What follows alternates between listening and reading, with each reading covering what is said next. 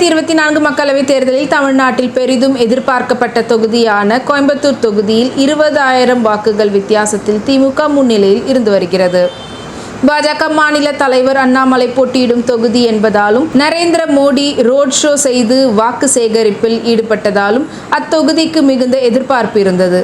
நிச்சயமாக பாஜக கோயம்புத்தூரில் வென்று காட்டும் என்று அண்ணாமலை தொடர்ந்து எல்லா பிரச்சாரங்களிலும் சொல்லி வந்தார். கடந்த மாதம் தமிழக பாஜக தலைவர் அண்ணாமலை டைம்ஸ் நவ் ஊடகத்திற்கு அளித்த பேட்டியில், வருகின்ற தேர்தலில் பாஜக மொத்த வாக்குகளில் 25% வாக்குகளை மிக எளிதாக பெற்றுவிடும் என்று நான் உறுதியாக கூறுவேன். இதை நான் ஒரு மிகப்பெரிய தேசிய ஊடகத்தில் இத்தனை மக்களுக்கு முன் சவாலாகவே கூறுகிறேன். நீங்கள் வேண்டுமானால் வாக்கு எண்ணிக்கை நாளில் என்னை அழைத்து கேளுங்கள். நான் இங்கேதான் இருப்பேன், எங்கும் ஓடிவிடப் போவதில்லை. இவை எல்லாம் மீடியாவில் ரெக்கார்ட் ஆவது தெரிந்துதான் என் அரசியல் நம்பகத்தன்மையை பந்தயமாக வைத்து பேசுகிறேன்.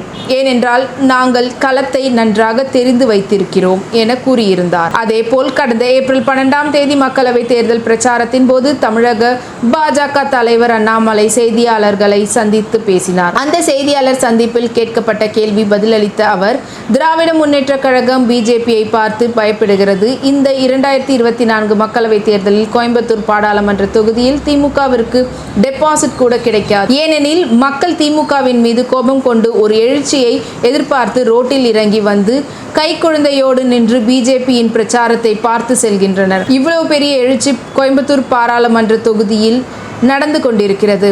கோயம்புத்தூர் திமுகவின் கோட்டை என்று கூறும் அவர்களது பெம்பத்தை உடைத்து அரசியல் புரட்சியை நடத்த வேண்டும் என மக்கள் நினைக்கின்றனர் என்றும் கூறியுள்ளார். ஆனால் தற்போது வாக்கு எண்ணிக்கை நிலவரம் அண்ணாமலையின் இந்த தன்னம்பிக்கையை கேள்விக்குறியாக்கியுள்ளது. காரணம், கோவையின் திமுக வேட்பாளர் கணபதி ராஜ்குமார் 9,840 வாக்குகள் பெற்றிருக்கிறார். பாஜக வேட்பாளர் அண்ணாமலையோ 70,361 வாக்குகள் பெற்று பின்னடைவை சந்தித்துள்ளார்.